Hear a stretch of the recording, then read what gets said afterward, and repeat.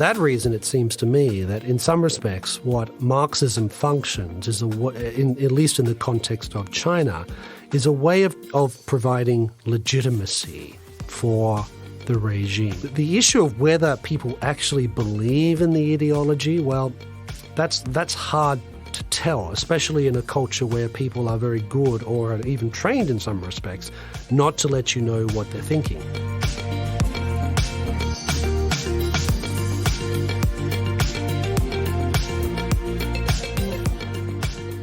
Welcome to Acton Line, a product of the Acton Institute for the Study of Religion and Liberty. I'm Eric Cohn, executive producer.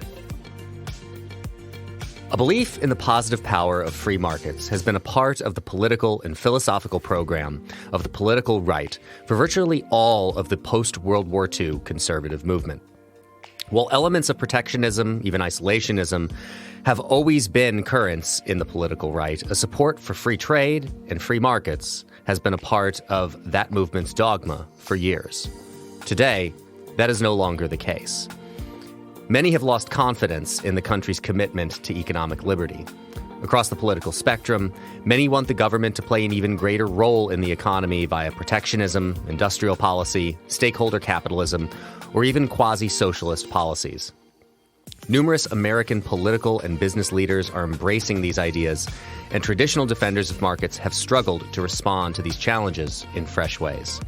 From the perspective of advocates for a free market economy, this amounts to conservatives taking a left turn on economic questions. Why is this happening?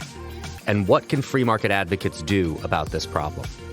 Today, I talked to Dr. Samuel Gregg, Distinguished Fellow in Political Economy and Senior Research Faculty at the American Institute for Economic Research and an affiliate scholar here at the Acton Institute, about the turn to the state by members of the so-called New Right and how arguments for a market-based economy need to be refreshed for the problems of the 21st century. Dr. Samuel Gregg is a Distinguished Fellow in Political Economy and Senior Research Faculty at the American Institute for Economic Research and an affiliate scholar at the Acton Institute. He's a doctorate of philosophy in moral philosophy and political economy from Oxford University and an MA in political philosophy from the University of Melbourne. He has written and spoken extensively on questions of political economy, economic history, monetary theory and policy, and natural law theory. He is the author of 16 books, including On Ordered Liberty in 2003, The Commercial Society in 2007, Wilhelm Röpke's Political Economy in 2010, Becoming Europe in 2013, Reason, Faith, and the Struggle for Western Civilization in 2019, The Essential Natural Law in 2021, and most recently, The Next American Economy, Nation, State, and Markets in an Uncertain World in 2022. He is also a contributor to Law and Liberty, a Fellow of the Royal Historical Society, a Fellow of the Center for the Study of Law and Religion at Emory University, and a visiting scholar at the Heritage Foundation. You can find additional resources in the show notes for this episode, as well as find previous episodes of Acton Line on our website at acton.org/actonline. And if you like this program, you can help us reach even more listeners by sharing it with a friend and leaving us a 5-star review on Apple Podcasts. We welcome your comments as well. Acton Line is available on Apple Podcasts, Google Podcasts, Spotify, or wherever you listen.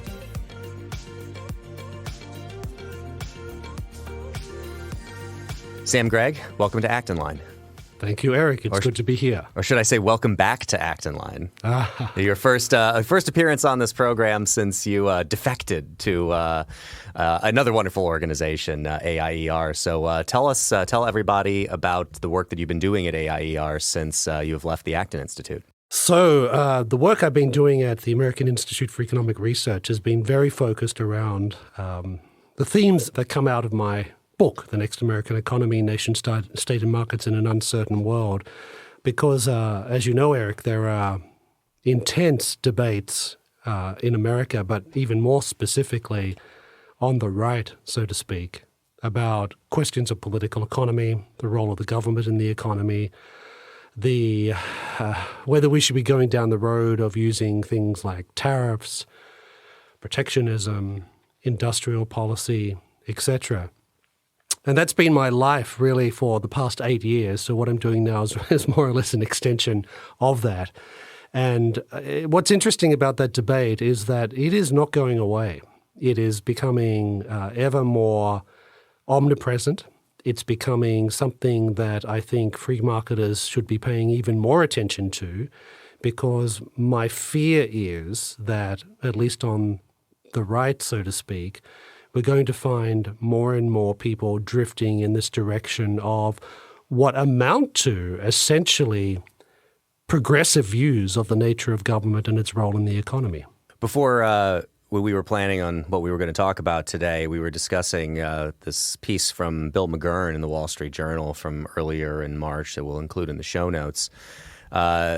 With a provocative headline, "Is the Pope capitalist?" Which is a good take on the "Is the Pope Catholic?" joke, because that's we won't dive into what that means. But is the Pope capitalist? And I like the subhead: "The left's push to quote civilize capitalism has today found a home on the right." Talk about the overlap in the Venn diagram between what you just described as your project and what Bill is observing here about this new take on capitalism that is coming from the political right, which used to be a bastion of belief in free markets, if not entirely, and with its own flaws, like as we've been talking recently about bank bailouts. I'm sure many of us have some PTSD-like flashbacks to the end of the George W. Bush presidency and proclamations of I have to violate a capitalist system in order to save a capitalist economy. So in a sense, these things aren't new, but they certainly have a different flavor right now, it seems. That particular article, which appeared in the Wall Street Journal, it actually has very little to do with the Pope per se. That's the irony of it. If you read the article, it's actually about the drift on the right towards more extensive use of government intervention in the economy. Now, the left have for a long time talked about using the state, using regulation, using different forms of intervention to quote-unquote civilize capitalism. That's a very social democratic-like theme that is expressed in those two words, civilizing capitalism. But it's very clear that the same types of motifs that the left articulate about what they think the state should be doing to quote-unquote civilize capitalism are appearing now on significant sections of the right. So, for example, we hear some Republican senators arguing in favor of putting worker representatives, i.e. trade union officials, on the boards of companies. We are seeing significant figures in the conservative world saying that it's time to abandon any illusions about free trade and move towards protectionism. We also see a good number of conservative thinkers arguing that we need to be using what's called industrial policy, which is basically interventions into specific sectors of the economy in order to produce not just particular economic outcomes, but particular social outcomes as well. And they're really talking about, in this respect, manufacturing industry, and they're talking about blue-collar working families. And again, this is something we've heard from the left for a very long period of time, but now there are some significant figures on the right who are arguing essentially the same sorts of things. In fact, one of the things I talk about in my book is that if you look at some of the economic policies of the senator from Massachusetts, Elizabeth Warren, and you compare them to some of the policies articulated by the senator from Florida, Marco Rubio, two people who you would think would have very little in common. On economic policy, there isn't that big a gap between them. They're both called for the use of industrial policy. They're both called for putting worker representatives, i.e. trade union officials, on the boards of companies. And they've also used this language of, let's call it economic patriotism, to try and wrap what you might call interventionist policies up in the flag, so that the effect, of course, is to portray free marketers as somehow anti-American or not caring about America. So these, I think, are some of the the trends that we're seeing across the right, to which Bill McGurn's article alludes. And if anything, I think they're accelerating. I remember as well a period of time, well, a period of time seems to be currently the one with us, where voices like Tucker Carlson are essentially echoing Elizabeth Warren's economic platform. And we've heard this from people like Tucker for a while about this, where the right took a left turn on the idea of a market economy. That capitalism is just a tool, right? That it is not an end in and of itself, and it is, if it's not producing the kinds of ends that we would desire, then this is creating, I think, or it's explained in a way, is to create a permission structure for the kind of stuff that you were talking about from Marco Rubio, to engage in protectionism and industrial policy and all of that. Where did this left turn come from? And the other part that I want to make sure that I get your comments on is I've always found this kind of Mott and Bailey to exist with this argument with people of this new political right, where I'll point out something like the changes that you just highlighted, industrial policy and all of that. To me, these are people on the right moving to the left on economics. One might even say sometimes embracing some notions of socialism or democratic socialism, or a more socialized economy than the right previously would have. And the response that we'll get is just like, political economy is not a new thing. Like just the idea that anything other than market fundamentalism is socialism and just absolutely unacceptable it should be laughed at. So I gave you a lot there to respond to. Feel free to take it in any order you wish. Well, let's start with the question you asked about, when did this left turn happen?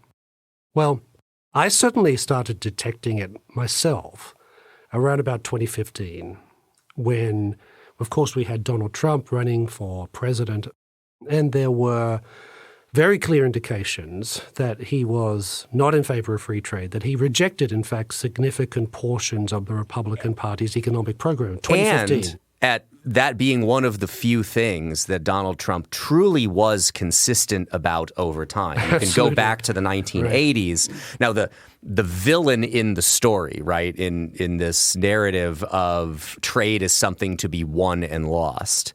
If you go back to the 80s, Japan is the bugaboo, and then it kind of becomes NAFTA in the 1990s and post-NAFTA becoming a thing, and has become China now. But the story itself hasn't changed. The villain has, as Japan falls off and has the lost decade, which is turned into essentially lost multiple decades from their economic perspective.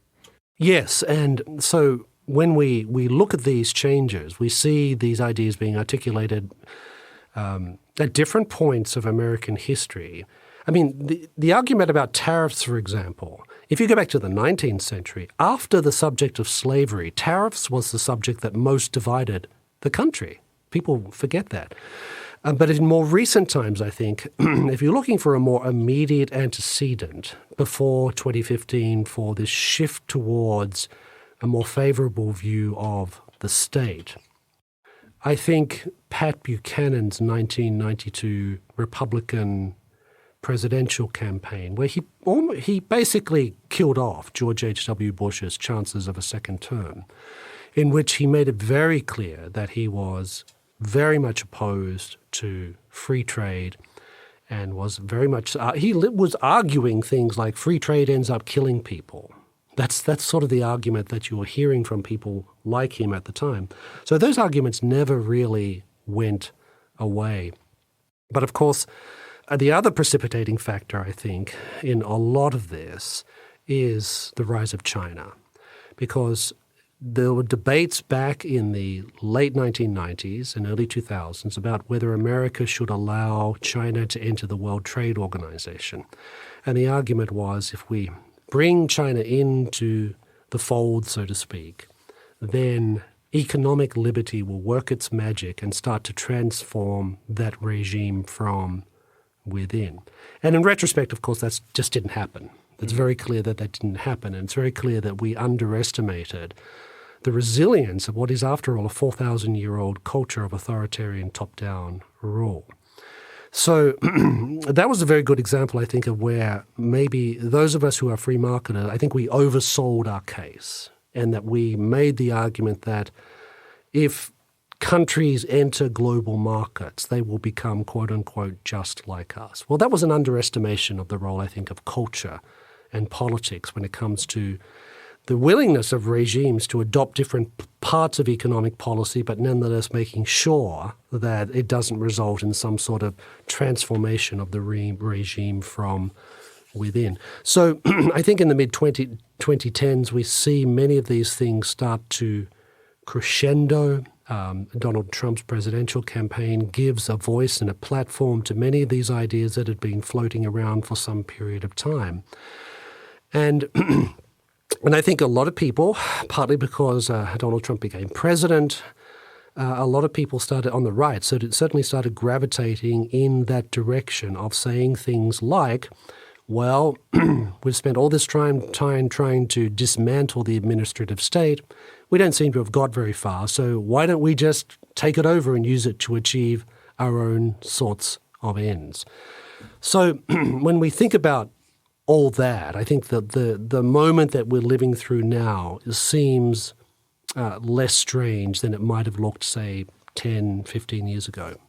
I want to come back to China, but in your analysis, as you look at this, how much of this is a byproduct of a kind of mentality, a result of the fact that the Republican and Democratic parties have over 30 years now essentially just been swapping their political bases. And Donald Trump becomes this, at first, unlikely, but then for reasons that I think became more concrete and obvious to some of us, he found a constituency and he found an audience and he gave voice to their feelings. But how much of this is kind of the people have chosen and I must go with them for I am their leader? Well, that's an interesting point, because you can look at this in terms of people's attitudes towards trade, which have been tracked by organizations like Gallup for a long time now. So if you look, for example, at the most recent Gallup findings on people's attitudes towards trade vis-a-vis their political position. So once upon a time, Republicans, up until maybe 5 years ago, said that they broadly favored free trade. Democrats were a little more skeptical, and so were independents. Now that has flipped. Mm-hmm. It's flipped so that a minority of self-described Republicans say they favor free trade, which means that most of them say they're in favor of protectionism. A minority of independents say they favor free trade, meaning a majority of independents say they're in favor of protectionism. And a majority of Democrats say that they favor free trade. So I think there's a couple of things going on. One is what you just pointed to, this sort of swapping of political bases that's been going on for a while now. But also tells us that the politics of opposition reigns supreme. So I think for many Democrats, the idea is if Trump or whoever is in the place of Trump is for trade, I'm against it. If he's against trade, I'm for it. So I think that's what we're seeing in terms of these attitudes. And if you look at go back further into the survey data, you see oscillating views on trade. A lot of it's affected by things like recessions. So in times of recession, everyone starts to get more protectionist in the way that they think about the world. But broadly speaking, I think China, I suspect, is one of the things that's given protectionism a new lease of life in the United States just when we thought we'd nailed that particular vampire with a stake through its heart. But that clearly hasn't happened. I think this is a good chance to ask the question I wanted to on China, which is you mentioned the arguments that were made for allowing China into the World Trade Organization.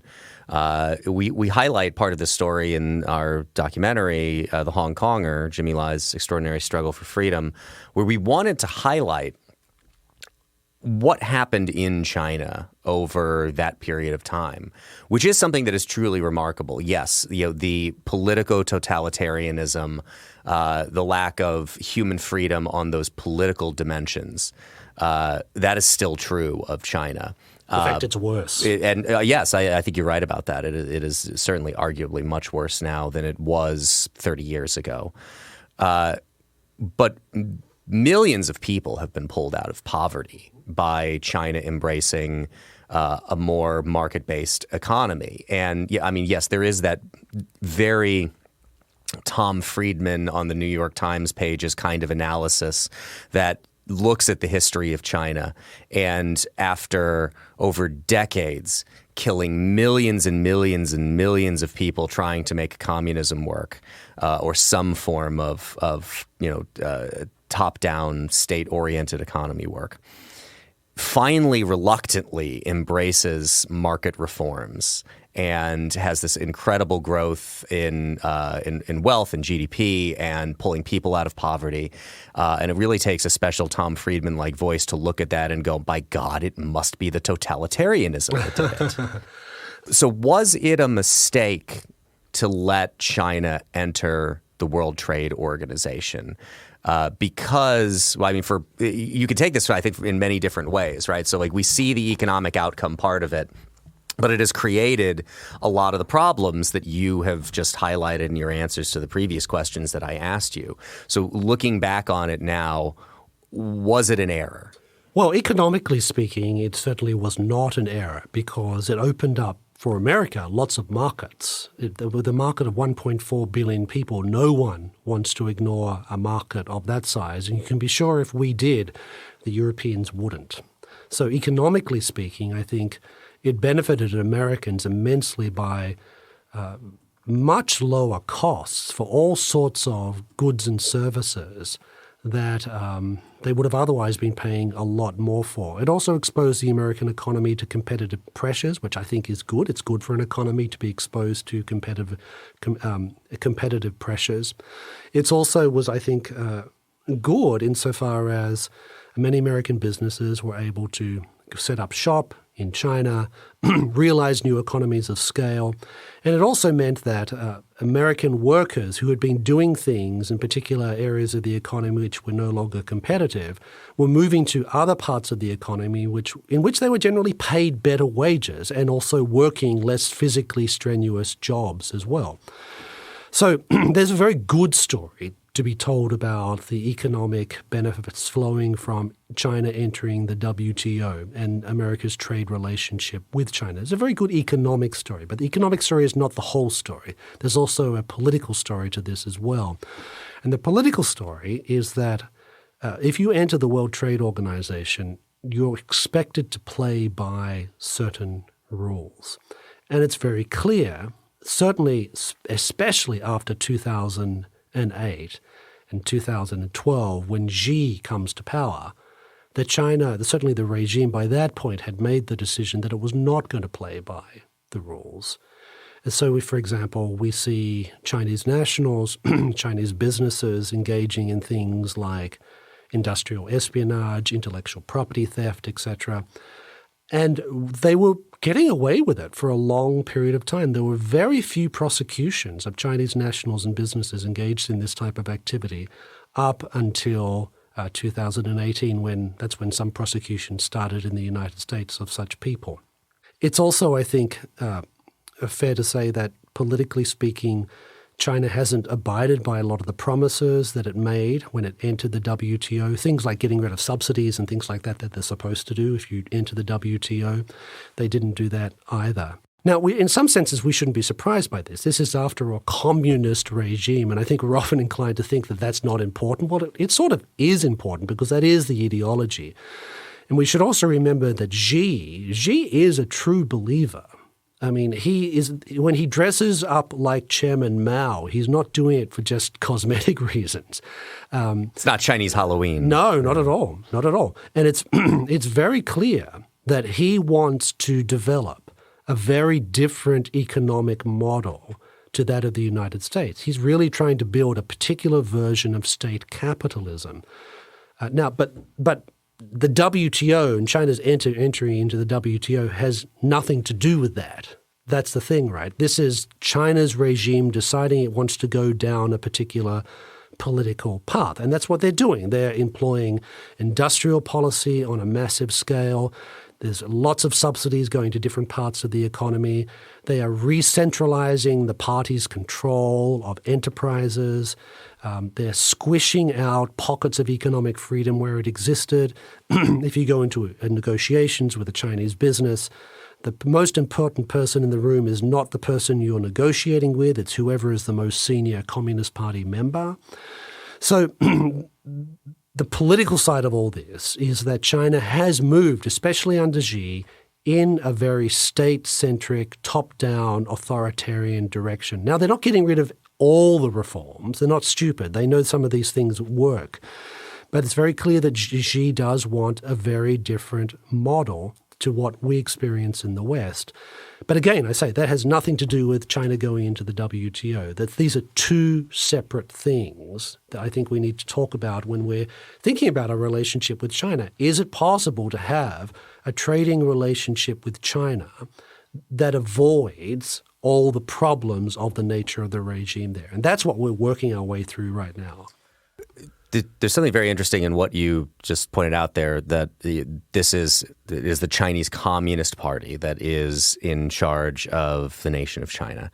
As I've been taking the Hong Konger around the country and around the world, and some of the international screenings we've done too, as part of my presentation, when I get asked questions about China currently, part of my answer is to say that it's we get this connection that is made to the Cold War. And, like all analogies, it's helpful insofar as it goes, but like all analogies, it is imperfect because you're comparing two things that aren't the same. And one of the ways that it's not the same is not only did we not have any kind of a trading relationship with the Soviet Union, it really wasn't possible to have a trading relationship with the Soviet Union in the way that it has been possible to have one in China. The Soviet Union was committed to an economic philosophy that was to their detriment, as we found out eventually in the collapse of the Soviet Union. China is not. They have proved much more flexible on that question.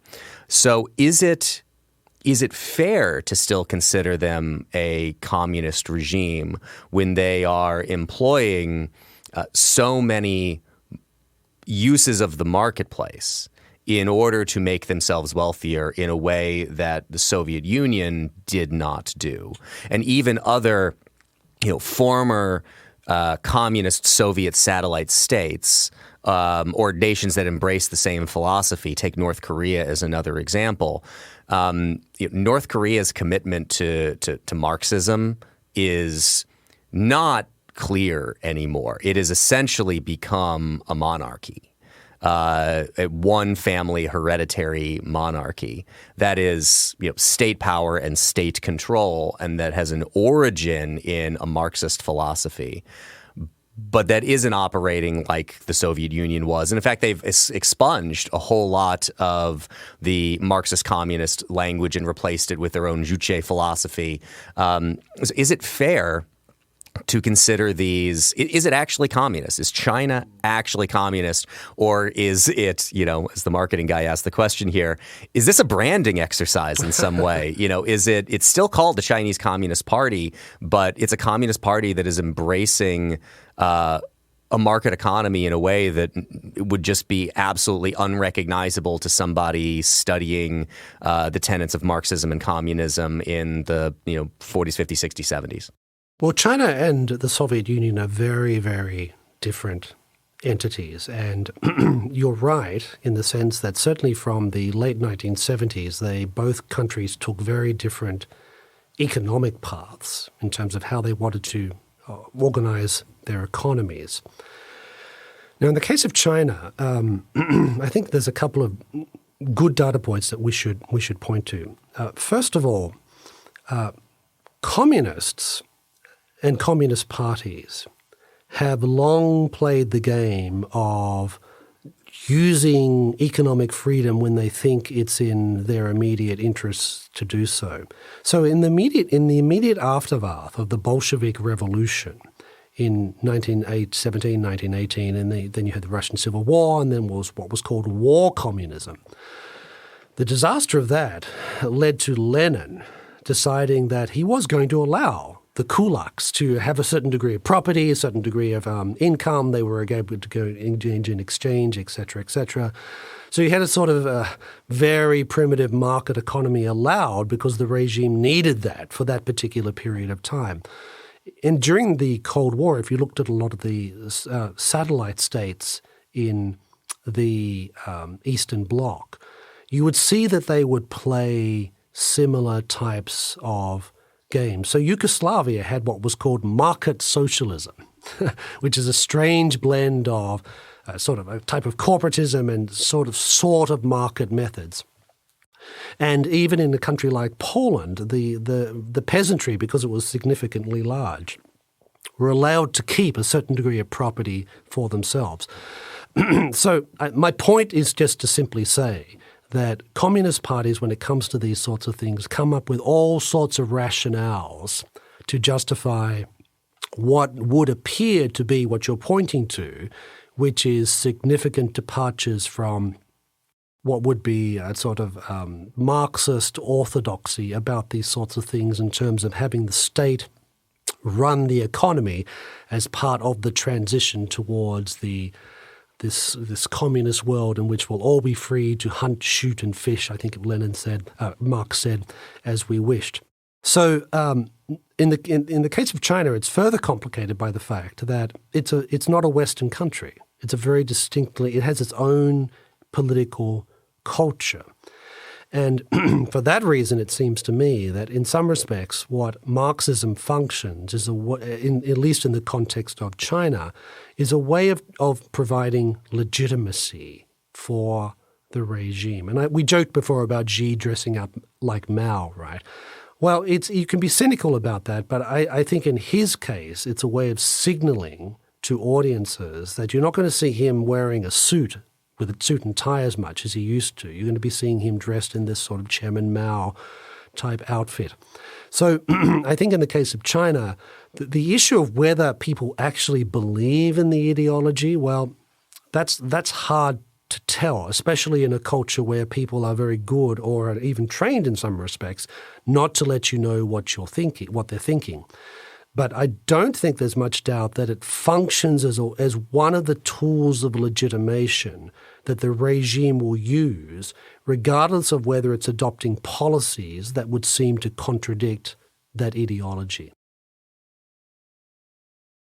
Speaking of questions of commitment to an ideology, let's come back to our friends on the new right. Mm-hmm.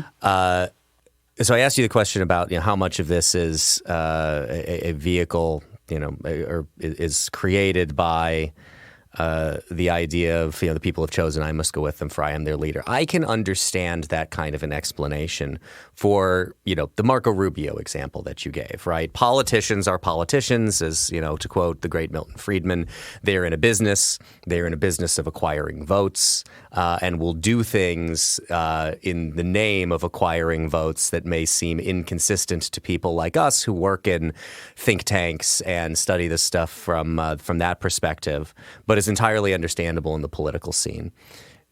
Zoom out and look at the intellectual infrastructure of the political right, which took an embrace of a market economy for granted for a long period of time. Do you think that this academic intellectual infrastructure is responding as well to the political incentives in their left turn on economics, or do you think that there's something else at play? Well, I think there is certainly that first element at work. So I have literally heard proponents of a conservative turn to the state on economic issues say to politicians, remember who your voters are. And that tells me that, to a certain extent, some politicians are following what they believe to be the people's will, or at least an important part of the people and that particular constituency and what they want to see. So I think that's certainly part of it. And I think that does explain the strange contortioning of a lot of politicians when it comes to some of these issues, how some pretty strong free traders have changed their position pretty radically in a very short period of time because they've sensed that at least upon some parts of the right, there is deep dissatisfaction with the case for markets. The Tucker Carlson of a decade ago would not recognize the Tucker Carlson. In fact, would be inveighing against the Tucker Carlson of today. I think that's right. So the Tucker Carlson of today was a sort of Cato of yesterday was a sort of Cato guy. Yeah, he was a Cato fellow. Yeah, right, exactly. And now he's sort of more of an American moment person, as far as I can tell. Not that I watched that show, but the intellectuals thing was the other question that you asked about in this regard. So the case for protectionism, the case for a more interventionist role by the state, has manifested itself on the right at different points of time. So let's remember that the Republican Party post-Civil War was the party of protection. It was the Democrats who were the free traders. Now, that had something to do with the particular types of industry that existed in the former Confederacy and which existed in the Union states, so to speak. But there were also people leading up to the Civil War. There was immense debates within American society about things like should we be adopting free trade or whether we should be adopting what was called the American system, which is Henry Clay and all those people who are arguing for what clearly represent a foreshadowing of the type of ideas that are being articulated today. So as much as I disagree with the proponents of these ideas, there's no question that these ideas have a certain pedigree. It's not like they just jumped out of nowhere. And it's not a mistake, I think, that you find some of the magazines, for example, who are articulating some of these ideas, talking about things like a new American system, or even publishing lots of articles trying to explain to us that the American system somehow worked. It didn't. Let me just add that as a side. Yeah. But that's the sort of thing that's going on. So there's definitely a fight here going on about American history and American economic history as well through the lens of these current discussions we're having right now. Yeah, that is interesting. I had interviewed Matt Continetti last year about his new book, a relatively new book on the right, where he looked at the political right in the United States over the course of 100 years. And he starts back in the 1920s. And reading that first chapter of his book did for me a whole lot to explain what is going on right now, because the parallels, the similarities between both the Republican Party and the political right in the 1920s versus the 2020s, there are a lot of similarities there. So I agree with you that this stuff is there is a pedigree of it on the political right. They can trace that origin back.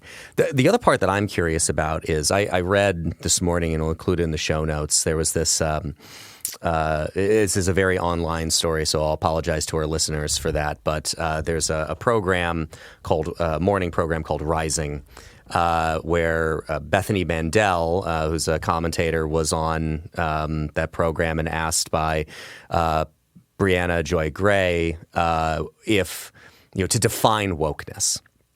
And she had a brain freeze moment. And I, as somebody who generally talks for a living, and I'm sure you have some of these, we have all had those moments where your mind goes absolutely blank, even on a question you know the answer to. So the kind of gotcha approach to what happened with Bethany is, I think, just frustrating to me because we've all been there. But this guy who I'm not really familiar with, Freddie DeBoer, had a very interesting piece that he published, and he's a center-left guy, saying, like, in a way, I wish woke politics would win over conservatism, but we can't have this, like, wokeism doesn't exist, right? Define it for me. It's like we can all acknowledge that something on the left is different. And as I was reading this, I was thinking of what has changed to me about the political right is an embrace of the idea of the American cultural, civic, and political project as now a zero-sum war. That it is no longer about the things that that I have been educated to believe that they are about, which is how do you accommodate a nation like this with so many different people. If you've been around this country, right, you can recognize just how different regions of this country are from other regions of this country. How do we all live together?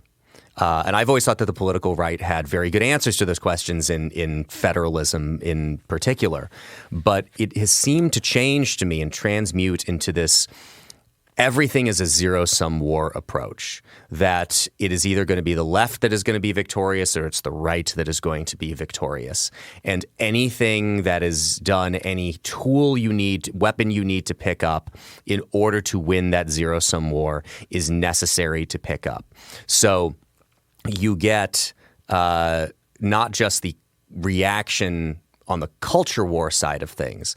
I see the economic part of that kind of going along part and parcel, that if we need to drop and shed things that we were arguing for a long time because they're politically inconvenient and the only thing that's important is winning this zero-sum war for America, then we're going to do that. Well, there's certainly the case that much of the right has embraced the politics of Carl Schmitt. So Carl Schmitt is a German political philosopher of the 20th century who, if you Google him, you'll find all sorts of very unpleasant things about him. I was going to say, right. German political philosopher of the 20th century. Just think about that in your mind for 5 seconds, and problematic. So the only thing I'll throw out is legal apologist for the Nazi regime. But moving on from that, he talked about politics in terms of friends and enemies. That there are friends and there are enemies, and the sooner you realize that, the better, because then you can work out who are your friends and who are your enemies, and you can behave accordingly. And it seems to me that some sections of the right have effectively embraced that type of Manichaean argument, that if you're not with me completely on 100% of things, you're the enemy. Mm-hmm. You're part of the enemy. You're part of the problem.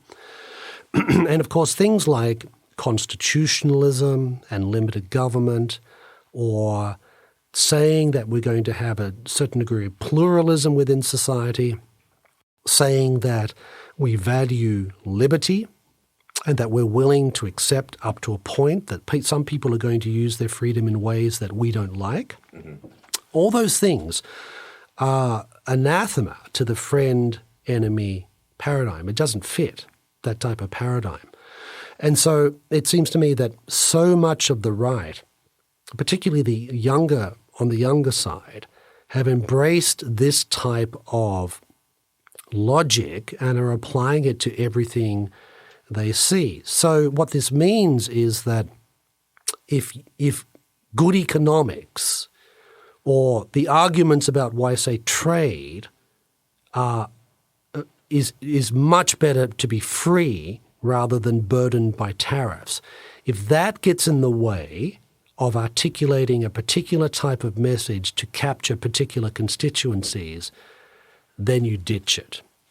And also the other thing is that there's also a means-end thing going on here as well, whereby there are some people on the right who want to achieve certain social and cultural ends, many of which you and I might actually be sympathetic towards.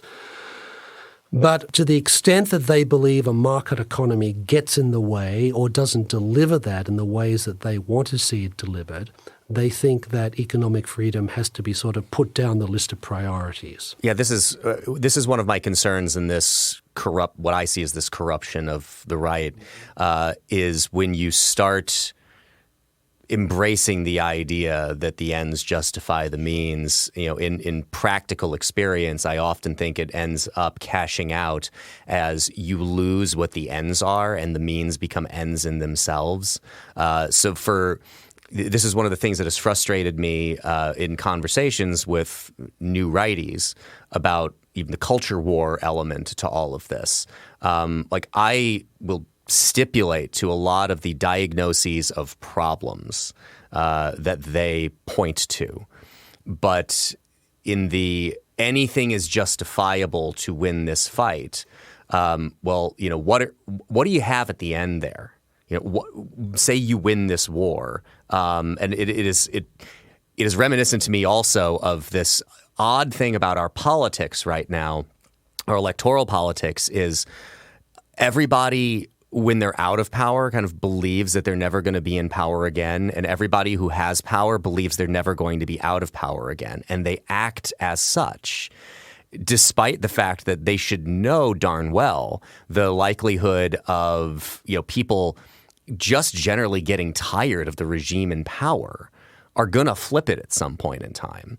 But, the clearest example of this that we've had in the last decade or so was Harry Reid blowing up the judicial filibuster, and then that ending up being the path through which Mitch McConnell drives a whole bunch of new Supreme Court nominees. Nobody operates as if they will ever be out of power again and should want to protect some of those protections of the minority, because you're going to be in the minority at some point in time. It is just so much of it, again, to me, is not about the project of what I think our civic and political efforts are about, which is how does such a diverse nation like this coexist together? It becomes this Schmittian war of these are my friends and these are my enemies, and they must be vanquished and driven before me, and I hear the lamentations of their women, to quote Conan the Barbarian. I mean, it's also the other part of this problem is that some conservatives, by going down this path, are effectively adopting not just Schmittian logic, they're also adopting the logic of the left, the logic of progressives. And the left certainly has a sort of friends and enemy view of the world, I would argue. Not all, but there's a fair chunk of them that do, the more radical ones especially. But also they're more than willing to use the state in ways that are, let's put it this way, constitutionally suspect to try and get their way. So to my mind, when conservatives start adopting that type of progressive logic, which implies, of course, a sort of contempt for the Constitution. It's just a tool for us to get our way. When they start looking at things like the Commerce Clause and saying, now, how can we use that to achieve this end rather than, well, we know what the end of this thing is. This is why we need to protect it, right? You can see that they're moving away from some of the most basic principles of America's constitutional structure. And you would think that if American conservatives were in the business of conserving anything, it would be the American part of that, right? The American founding. But we have some people on the right now, we often call them integralists, who have a very instrumental view of the American Constitution, who believe that the American founding is flawed at its root. And they are very clear that they want to create something completely different. That, at least to my mind, the only precedents for that type of regime in America exist on the left.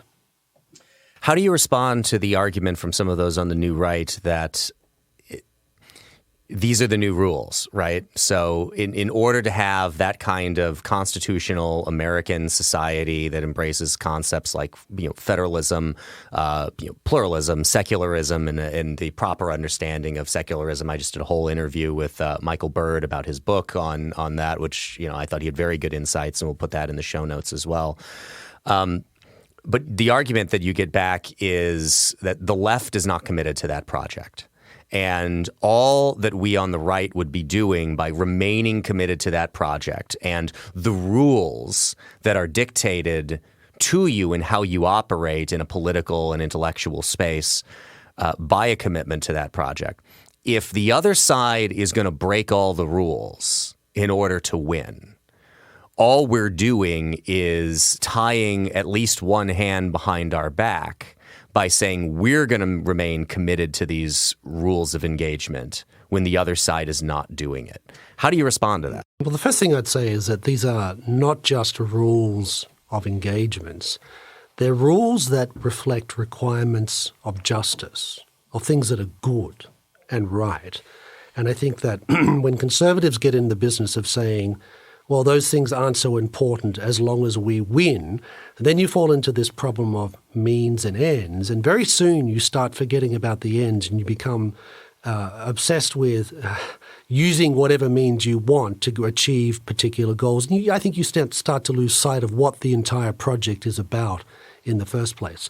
The second thing is that the rules actually turn out in many cases to be very good for conservatives insofar as they provide lots of good protections for conservatives in times when they're not necessarily in the majority or they're not controlling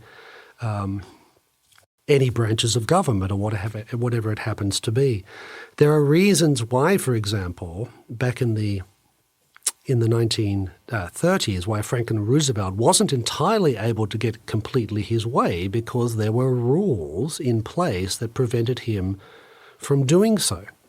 It's the same as the way that things like the First Amendment function in the United States today. First Amendment cases and judicial cases have provided lots of good protections for Americans, particularly religious Americans, who believe that their legitimate religious liberties have been infringed upon by the government. So for conservatives then to sort of look at these and just say, well, these are just tools, they're not that important in themselves, is to basically give up on all these things that are very protective of certain goods that Americans think are important. The last thing I'll say is that I do think that these rules, as they call them, these rules of engagement, they are reflective of a deeper commitment to human liberty. They're also a commitment to that type of freedom, let's call it ordered liberty, whereby people are free to pursue virtue, the good, etc., even in the context of a pluralistic society. Because that, I think, is really the alternative that we're trying to present to the left. Because if what we're trying to do is present our own sort of left-wing alternative to the left's vision, then it seems to me then that we have effectively been assimilated to the way that they think about the world. It's right-wing progressivism. Yeah. Final question for you, Sam. What advice would you have for free marketers? These people who have, for a good portion of time, and from an economic perspective, been the dominant voice on the political right, who are now facing these challenges, which, again, as you've pointed out accurately, are not brand new. They're not sui generis. They did not come out of nowhere. There have always been these currents on the American political right. But for people who believe, rightly, I think, that an embrace of a market economy is right, facing this new opposition, what advice do you have for them to really get back into the game and to not do it in the way that, to borrow a phrase from a friend of mine, just comes across as bad Reagan karaoke, where people just get up and repeat the same things that Ronald Reagan said in the late 1970s and the 1980s without recognizing what I think Reagan was doing, which is taking a timeless set of principles and applying them to the problems of the time. But for so many years following that, people just repeated the same things that Ronald Reagan said for reasons that are both understandable and problematic. What advice would you have for advocates for free markets to exist and to fight the good fight in this current environment? Well, that's a good question on which to finish, because it's a question that has preoccupied a lot of us for a long time. And I think the first thing to keep in mind is that we need to recognize, and this comes from your point, it's not the 1980s anymore. We're living in the 2020s. The world has changed enormously since then. Until recently, for example, we didn't have we had entire generations of Americans who had no knowledge or experience of what inflation was like, right? So we're living now in America where the demographic base has shifted in many different ways, religiously, ethnically, etc. And we need to be attentive to that. A second thing I think we need to do is be very aware that if the case for markets is limited purely to the economic realm, then I think we will lose. We will lose. And that's a mistake I think a lot of free marketers made, with some notable exceptions, like the Acton Institute, for example. But I think that was a mistake that a lot of free marketers made for a long period of time, that if you just get the economic arguments right, everything else will follow, and everything else is sort of a distraction. And I'd add, too, a very consequentialist approach to the argument for markets that, they produce better outcomes, and that in itself is self-justifying. Right. And, markets do produce better economic outcomes, but the problem with consequentialism is that it justifies any means possible to get to whatever end you want, right? So what that indicates to me is that free marketers have to take their arguments onto the terrain of philosophy, ethics, and maybe above all, in some respects, history, because this is where a lot of people on the new right, and certainly people on the left, are coming from. We can argue until we're blue in the face, and we need to argue these things, that markets work, socialism doesn't, social democracy doesn't, welfare state has all sorts of negative economic impacts, et cetera, et cetera. We need to do all that. But we need to come up with much stronger normative clothing for those arguments and much stronger normative foundations for those things.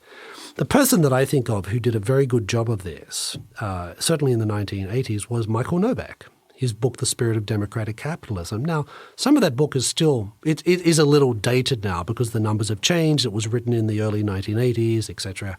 But the core arguments in which he makes very clear connections between the economic arguments for markets and limited government and the ethical, the normative, and the historical arguments for these things.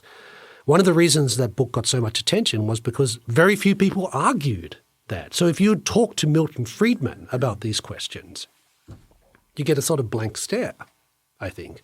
There's a story, which I'll finish with, that in I think it was 1972 or 1973, Milton Friedman invited Irving Kristol to come and speak at a Mont Pelerin Society meeting.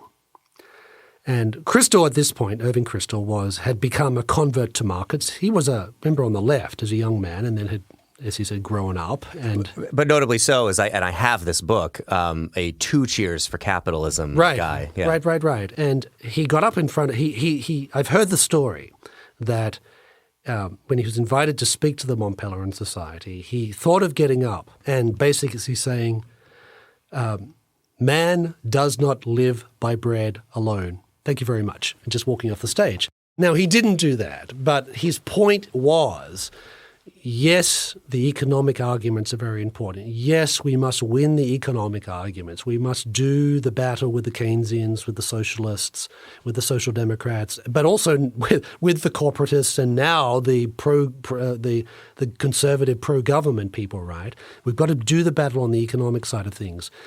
But if you think that that's enough in terms of persuading people to the case for markets and limited government and strong civil societies, if you think that's enough, you're making a very serious mistake. And that is where I think free marketers have to lift our game. We need to keep the economics, absolutely.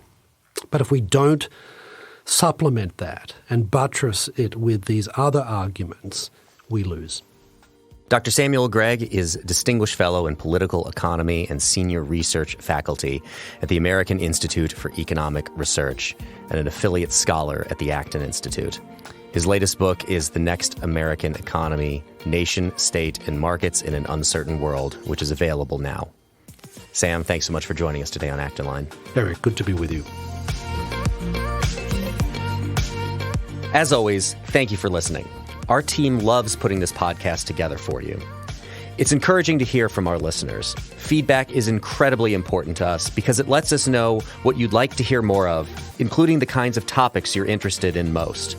If you have comments, feedback, or ideas for a show topic or interesting guest, you can email our team at producer@acton.org. Until next week, for Act in Line, I'm Eric Cohn.